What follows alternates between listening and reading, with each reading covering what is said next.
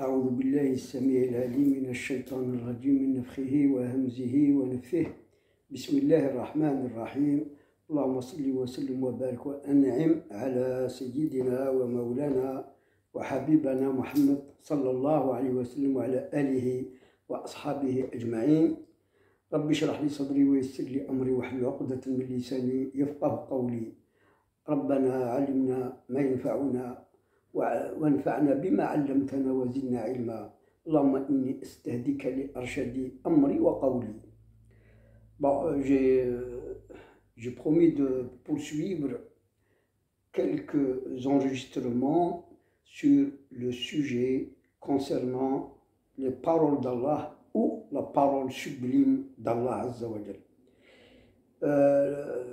On avait dans les deux précédentes vidéos parlé surtout du verbe kun avant la création. Nous avons aussi surtout essayé d'expliquer et d'attirer les attentions sur cette interlocution entre Allah Azza wa Jal et le qalam qu'il avait créé et à qui il a ordonné d'écrire les destins et la destinée de toutes choses jusqu'à la fin des temps. Mais avant de passer donc à l'essentiel, au but qu'on s'est fixé, Inch'Allah, on voudrait ajouter tout simplement donc la confirmation par le Coran que Dieu parle, qu'il a donc des paroles, il a une voix, il a un son, que l'ouïe et l'entendement humain peuvent donc percevoir, entendre. Dans le Coran, il est dit dans trois versets que Dieu a une parole, a une voix, et il parle. Il dit dans Sourate Al-Baqarah, dans le verset 75, وَقَدْ كَانَ فَرِيقٌ مِّنْهُمْ يَسْمَعُونَ كَلَامَ اللَّهِ ثُمَّ يُحَرِّفُونَهُ مِنْ بَعْدِ مَا قَالُوهُ وَهُمْ يَعْلَمُونَ. Il y a eu parmi les fils d'Israël qui entendaient les paroles divines et qui les donc falsifiaient et les changeaient après avoir su que c'était des paroles de Dieu subhanahu azza wa jal. Et ils le savaient et ils faisaient ça donc en transgressant donc l'ordre divin, le commandement divin, etc. Il dit aussi, pour prouver que, enfin c'est des versets qui prouvent que Allah a une parole, il parle, il a une voix, et sa voix a un son, elle a des ondes, elle a des secrets et des mystères. Dans Sourate Tawbah, Allah Azza wa Jal يقول بعد أعوذ بالله السميع العليم من الشيطان الرجيم وإن أحد من المشركين استجارك فأجره حتى يسمع كلام الله ثم أبلغه مأمنه. Si l'un parmi des polythéistes s'assied avec toi et donc essaie de lire sur lui les paroles de Dieu, le Coran, et puis donc essaie de le conseiller dans le bon sens. Et dans ce verset de Sourate Tawbah, Kalam Allah, la parole de Dieu, veut dire le Coran. C'est-à-dire si quelqu'un donc se met à côté de toi, s'assied avec toi, discute avec toi, essaie de lui transmettre le Coran, les paroles de Dieu, et de le conseiller ou de l'attirer vers l'islam, etc. Le troisième verset qui parle et qui confirme que Allah Azza wa Jal a une voix, une parole, il parle, c'est dans Sourate Al-Fath, là où Allah Azza wa Jal dit بعد أعوذ بالله السميع العليم من الشيطان الرجيم يريدون أن يبدلوا كلام الله, c'est-à-dire le Coran, ou bien dans un sens donc caché, يريدون أن يبدلوا كلام الله, ils veulent en quelque sorte changer donc l'ordre de Dieu ou ses ordres, son commandement qui ont été révélés dans le Coran, dans les deux sens. Donc, ils veulent changer le Coran lui-même ou les ordres et les commandements que Dieu donc a transmis par le Coran à l'humanité. Et encore, Allah Azza wa Jal a dit dans le Coran, il a révélé dans le Coran que des versets qui donc parlent de la qualité de la parole divine. C'est-à-dire que Allah a une parole, il a des paroles, il parle, et ceci dans sourate Al-Baqarah aussi, dans في قوله تعالى تلك الرسل فضلنا بعضهم على بعض منهم من كلم الله. Donc ces messagers ont été privilégiés l'un par rapport à l'autre, et parmi eux il y a ceux que Allah à qui il a parlé, et parmi eux il y a ceux à qui Dieu a parlé, et c'est connu donc dans le Coran à qui il a parlé, c'est à Sayyidina Moussa alayhi salam. Donc et aussi il y a donc une confirmation que c'était bien Sayyidina Moussa alayhi salam à qui Dieu il a parlé dans le verset 164 de Sourate An-Nisa. Allah Azza wa Jal dit wa kallama Allahu Moussa taklima, donc il a parlé à Moïse alayhi salam, c'est-à-dire avec des paroles donc distinctes, donc bien entendu, oui, par Sayyidina Moussa alayhi salam. Par contre, donc dans le Coran, c'est-à-dire dans le Coran, il a révélé que les appels et le qul, c'est une parole de Dieu. Dans le Coran, elle est répétée donc des milliers de fois. Mais il y a aussi le tsrih, c'est-à-dire la confirmation en quelque sorte que le Coran est la parole de Dieu et sont des paroles divines dans donc des sourates. Et on a 10, mais je vais citer uniquement 3. Dans sourate Al-A'raf, Dieu Azza wa Jal dit بعد أعوذ بالله السميع العليم من الشيطان الرجيم وناداهما ربهما ألم أنهكما عن تلكما الشجرة وأقل لكما إن الشيطان لكما عدو مبين وناداهما, donc il les a appelés, il les a interpellés, Dieu les a interpellés, donc à Sidna Adam et Hawa alayhim salam. Dans sourate Maryam, يقول ربي سبحانه أعوذ بالله السميع من الشيطان الرجيم وناديناه من جانب الطور الأيمن. Là, il a appelé Sayyidina Moussa alayhi salam, donc du côté droit du mont de Sinaï.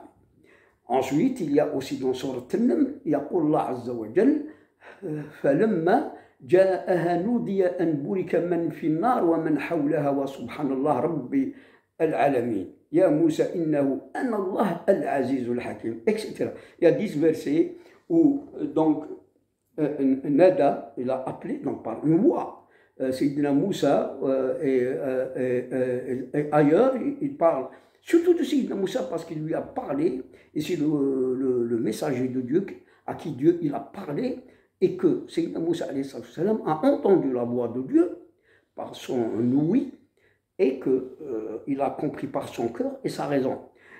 Donc il y a une voix extérieure qui a pénétré par son ouïe, dans son cœur et dans sa raison, et son intellect qui a donc compris donc la voix divine.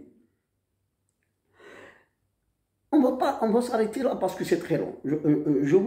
J'ai voulu, à travers ces rappels, dire que Allah a bien une voix, il parle, et dans le Coran, ça se confirme, comme on vient de donc à rappeler les versets où il est question de parole divine, ou bien d'une qualité de parole divine. Et puis dans le Coran lui-même, Dieu, quand il dit qul, c'est-à-dire c'est une parole, qul, comme l'amr, quand il donne donc un ordre, amruhu إذا أراد شيئا أن يقول, donc c'est une parole, kun, il lui dit kun, puis la chose existe par miracle divin.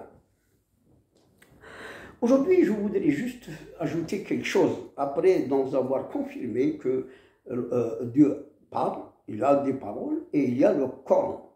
Mais il faut rappeler aussi que Dieu a parlé dans les livres avant le Coran. Le Coran, effectivement, est le seul livre donc révélé qui reste préservé par Allah. Les autres livres révélés, descendus du ciel, ont tous été falsifiés. Nous citons que les paroles de Dieu ont existé dans les livres d'Abraham. Ensuite, c'est la Torah révélée à Sayyidina Moussa alayhi salam. Les paroles de Dieu aussi étaient dans le Zabor révélé à Sayyidina Daoud alayhi salam. Et les paroles de Dieu étaient aussi dans l'Évangile, qui n'a pas été révélé, qui a été gravé dans l'esprit de Sayyidina Isa alayhi salam, qui est né, venu au monde avec, portant dans son âme l'Évangile, les paroles de Dieu qui étaient l'Évangile. Malheureusement, l'Évangile a été falsifié par la suite. Et puis, il y a le Coran qui a été révélé donc à Sayyidina Muhammad sallallahu alayhi wa sallam, par l'intermédiaire de Sayyidina Jibril alayhi salam, et qui a été donc révélé dans l'âme, déposé. Donc c'est ce vocal divin, ces paroles divines ont été déposées dans le cœur de Sayyidina Muhammad sallallahu alayhi wa sallam, c'est-à-dire dans son âme, parce que le siège de l'âme c'est le cœur humain, lequel par son âme par la suite donc la raison a fait que ce système pour parler donc a traduit ou a donc en quelque sorte articulé la langue pour donc révéler aux êtres humains ce qui a été déposé dans le cœur de Sayyidina Muhammad sallallahu alayhi wa sallam comme parole divine. Les paroles divines, donc, c'est divin, attention. C'est-à-dire, nos paroles, c'est autre chose, c'est humain. Mais les paroles divines portent en elles des secrets, des mystères, des pouvoirs extraordinaires, c'est-à-dire divins, miraculeux. Mon but, parce que ce n'est pas ici, mais dans la prochaine ou l'autre, Inch'Allah, parce que j'envisage encore de faire au moins 2 autres pour pénétrer dans les mystères, dans les secrets, dans le miracle des paroles divines. Alors, si Dieu parle, mais il parle actuellement aussi à tous les êtres humains, il leur parle dans leur cœur, par inspiration, par des dépôts, mais ce n'est pas des dépôts de livres comme le Coran ou comme l'Évangile ou comme les autres livres, non. Il leur parle pour leur inspirer donc la vérité, pour leur révéler des secrets, etc., dans l'existence, dans l'univers, etc. Il parle par inspiration, que ce soit directement ou par le biais d'un ange, qu'on appelle l'ange de l'inspiration, mais il y a aussi les paroles qui peuvent être transmises par le biais de Sayyidina Jibril, par l'ange Gabriel lui-même, à certains saints, à certains donc wali d'Allah, donc rapprochés de Dieu subhanahu wa ta'ala. Il parle dans les cœurs, il parle même en donnant des ordres aux anges tout le temps. C'est tout le temps. Il parle aux anges, il leur donne des ordres, il parle donc à d'autres créatures, il parle aux êtres humains dans leur cœur, dans les cœurs limpides, dans les cœurs purs, dans les cœurs saints, dans les cœurs illuminés, et Dieu peut parler. Il peut donner c'est-à-dire des conseils, des recommandations. Il peut donc ouvrir donc la basira pour que cet être humain à qui Dieu parle peut comprendre les secrets, les mystères de l'existence, etc. Alors, par exemple, si un être humain reçoit par exemple une parole divine dans son cœur, et il peut parler aussi dans le rêve, à travers des visions véridiques. Dieu peut parler à l'être humain à travers le rêve, à travers la vision véridique, dans laquelle il peut lui donner ou bien un conseil, ou un ordre, ou bien lui révéler aussi des secrets, des mystères, des connaissances, des sciences de cette existence. où surtout les mystères, les secrets, c'est très important parce que la raison humaine, l'intellect humain ne fait que donc approcher, essayer d'explorer, donc connaître ce qui existe dans sa forme plutôt physique, dans sa forme chimique, dans sa forme mathématique, dans sa forme de loi, etc. C'est l'approche par l'intellect humain, par la raison. Mais il y a beaucoup de choses, parce que même ces lois, ces créatures, ces systèmes, je ne sais pas, ces phénomènes qui existent sur la Terre et dans l'univers ont des secrets. Et ont des secrets, et puisque tout a été créé par le Verbe divin, par la parole divine, alors il faut chercher comment arriver à, en quelque sorte, décrypter, ou approcher au moins les secrets de la parole divine qui a donc transmis et transmuté, et par laquelle tout a été créé, dans une symbiose et une donc, harmonie parfaite, universelle, et qui, donc, toutes les lois, tous les phénomènes, toutes les créatures viennent donc dans ce monde et elles sont là telles qu'elles étaient donc conçues et écrites par le qalam sur le lawh al-mahfouz, puis donc existenciées, chaque type, chaque modèle, chaque espèce qui est resté depuis la création dans la même forme, dans la même image, dans les mêmes, donc, la même constitution organique, physique, dans les mêmes proportions, etc., etc. Alors, c'est des modèles qu'il a créés, c'est des prototypes qu'il a créés. Premier, وكل شيء سبحان الذي خلق الأزواج كلها سبحان الذي خلق الأزواج كلها من أنفسكم ومما لا تعلمون. C'est-à-dire que Dieu a créé tous les couples de toutes choses, et que c'est de ces couples que la multitude a commencé à sortir, donc, et à peupler la terre. Mais tout revient donc au principe premier dans lequel Dieu a mis dans le prototype, par exemple, toutes les sciences donc, de sa constitution. Les sciences de la constitution, par exemple, du corps humain. Il y avait des sciences, puis après que ces sciences et cette conception divine a été inscrite sur le lawh al-mahfouz, que Dieu lui a ordonné de sortir à l'existence par son verbe. Donc, il y a des sciences, dans chaque type, prototype et chaque couple, etc., qui, par l'ordre de Dieu, le premier couple, par exemple, est sorti à l'existence, et de ce premier couple, Dieu leur a ordonné de se multiplier pour peupler la terre. Les paroles divines, là où je voudrais en venir, portent donc des secrets, portent des mystères et portent des pouvoirs surtout, et portent des miracles. Dans la prochaine, Inch'Allah, nous allons commencer à parler des miracles des paroles divines. Comment qu'un être humain, par exemple, pourrait, en acquérant donc les forces et les énergies des paroles divines, comment il pourrait lui-même peut-être agir sur la création, sur les systèmes, etc.